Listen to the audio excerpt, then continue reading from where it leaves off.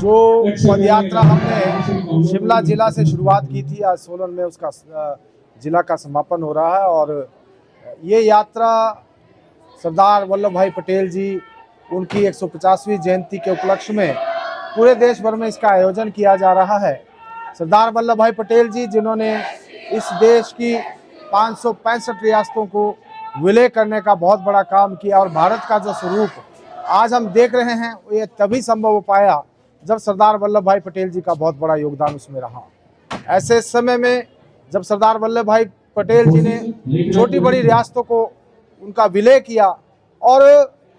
इस देश को एक भारत श्रेष्ठ भारत बनाने में उनका जो बहुत बड़ा योगदान रहा, उसी क्रम में देश को एकजुट रखते हुए देश की एकता इसी प्रकार से कायम रहे। और देश के यशस्वी प्रधानमंत्री श्री नरेंद्र मोदी जी ने इस देश को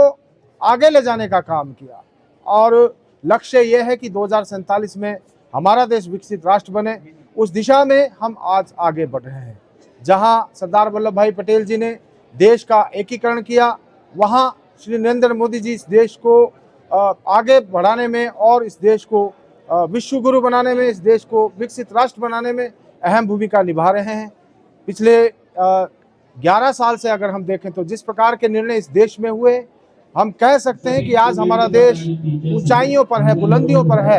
और जिस प्रकार की विकासात्मक योजनाएं माननीय मोदी जी ने शुरू की है, उसका नतीजा आज देखने को मिलता है कि चारों ओर पूरी दुनिया में आज हिंदुस्तान का डंका बजता है। और मैं ये भी कहना चाहूँगा कि ये श्री नरेंद्र मोदी जी हैं जिन्होंने कि हमारी जो विरासतें हैं, हमारा जो इतिहास है, हमारे जो महापुरुष हुए, हमारी जो महान विभूतियाँ हैं, उनको याद करने का निर्णय लिया। उसमें चाहे सरदार वल्लभ भाई पटेल जी हों, चाहे बिरसा मुंडा जी हों, चाहे डॉक्टर भीमराव अम्बेडकर जी हों, या अहिल्याबाई होलकर जी हों, या फिर वंदे मातरम जो कि हमारे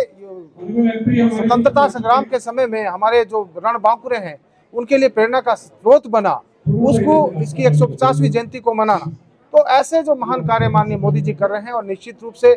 उनके नेतृत्व में ये देश आगे बढ़ते हुए 2047 में विकसित राष्ट्र बनेगा।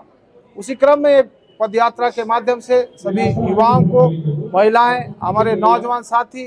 एनएसएस के वॉलंटियर, एनसीसी के बच्चे और सभी लोग, अच्छे स्पोर्ट्समैन हमारे जिन्होंने इस देश का नाम रोशन किया है, हमारे कलाकार, सब लोग इस यात्रा में एकता के साथ आगे बढ़ रहे हैं। और लक्ष्य यही है कि हमारा देश संगठित रहे और संगठित रह के आगे बढ़ते हुए विश्व गुरु बने फिर से।